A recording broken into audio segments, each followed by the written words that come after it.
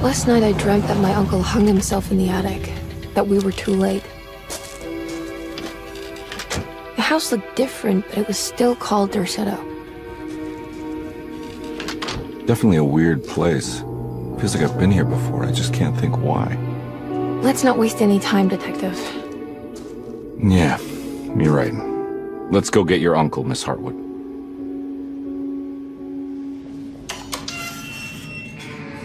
It transports you into the dark alleyways and into the night. I mean, it's always trying to create a mystery, right? It's something that's more than just jump scares.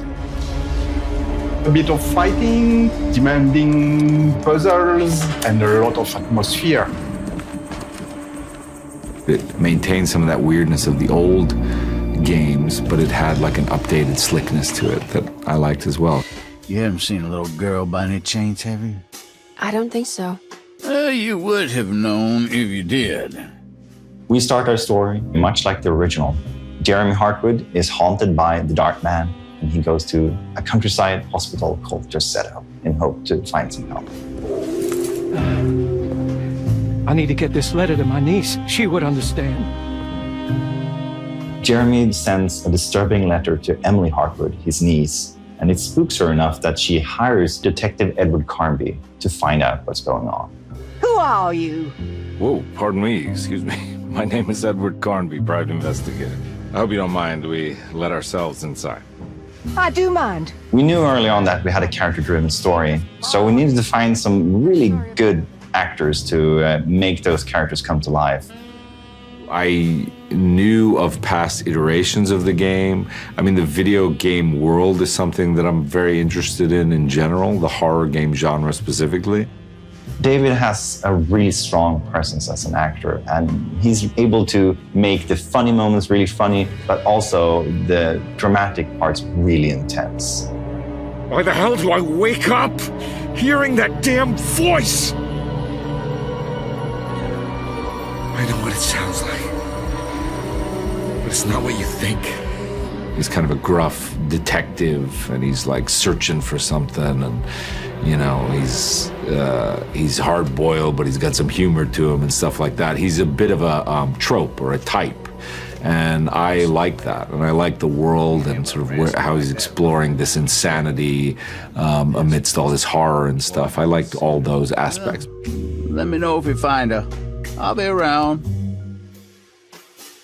Emily Hartwood has a closer connection to the plot, as she is Jeremy's niece, and therefore also suffers this strange affliction known as the Hartwood curse. I love the mystery of the game. I love the picture of her. Like, there was so much about it that I was curious of. There's a lot of fear within her and a lot of speculation and curiosity and I guess dread, intrigue. Like, there's a lot about her that is kind of on edge. 10 years now.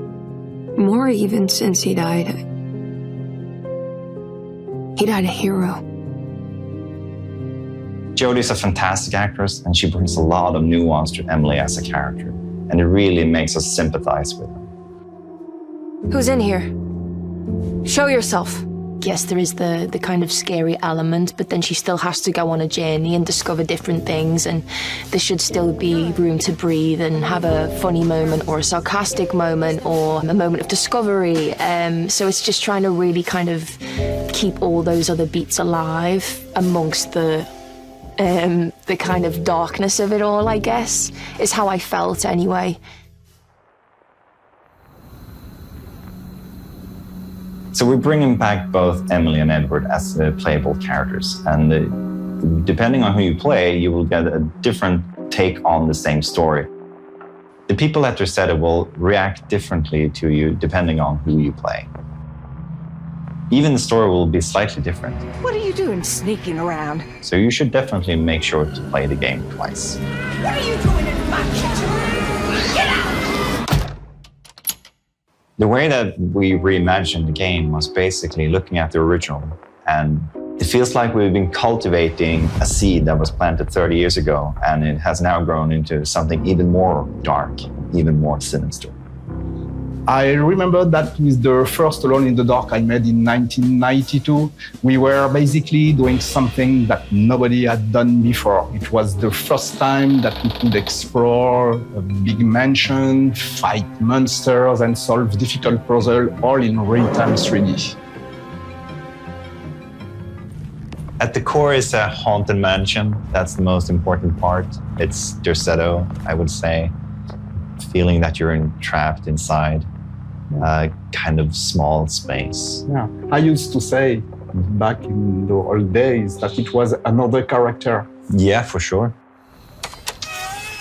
With all the remakes going on today, you are never sure what you get at the end. I think that Michael and the team at Pieces did a great job preserving the core feeling of the game. They even went further than everything I could expect 30 years ago. It's really an honor to sort of be a part of the franchise in that sense, because it is such a, again, it can't be overstated. It's so special. It was such a new experience. As a fan of the original, I wanted to bring as much as I could into our version. And they might have a slightly different meaning and different reasons to be there, but if you know the old games, you will find a ton of references. Do I know you from somewhere? I remember you, Mr. Carnby. I feel the franchise is in good hands now, and I can't wait to play the full game.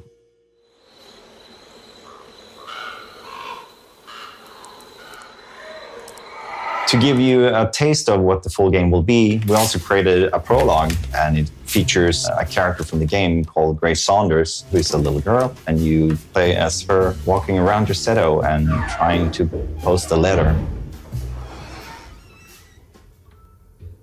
The prologue is the first glimpse into the atmosphere and the mood, and of course the story of the full game. So if you want to have a look, go and download it right now. They're so creepy.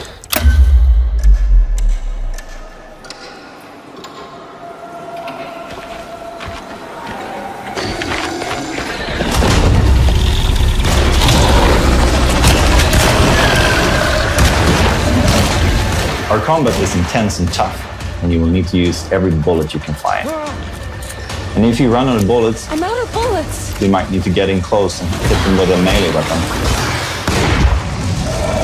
Or if you're lucky, you can find something to throw. As mentioned before, your job is to find out what happened to Jeremy Hartwood. And to do that, you will need to visit some unexpected places. And to get to those places, you'll need to find clues and solve some interesting puzzles. Depending how much you feel like a detective yourself, you can choose how much you want the game to help you find clues and where to go next. So the biggest creative focus for me has for a long time been to reach something beyond the mundane, something spiritual. Mike, the director, and I, we spent a lot of time trying to figure out what musical direction we wanted to take with this project. And when we finally decided to go for this kind of dark or doom jazz direction, our minds went directly to Jason, who is a master in this genre. It's a very visual genre of music. The fact that it's inspired from noir films or noir detectives is already a good explanation of why this music fits very well for Alone in the Dark. There's a huge mountain and volcano of reverb with drums and screaming saxophones.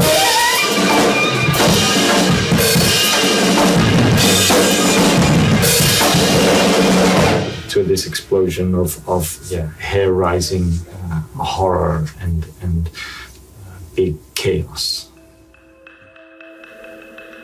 As the players drawn deeper into the game world, they will face off with the sinister presence known as the Dark Man. The Dark Man isn't real, Jeremy. There's nothing he can do to hurt you. How do you think any of this is happening? How do you still not trust my words? Fine. Then let me help. Don't be foolish. He will bury you next to me in his sunken temple for an eternity. Real or not, something is definitely corrupting the mind of Jeremy Hartwood. Something very, very dangerous.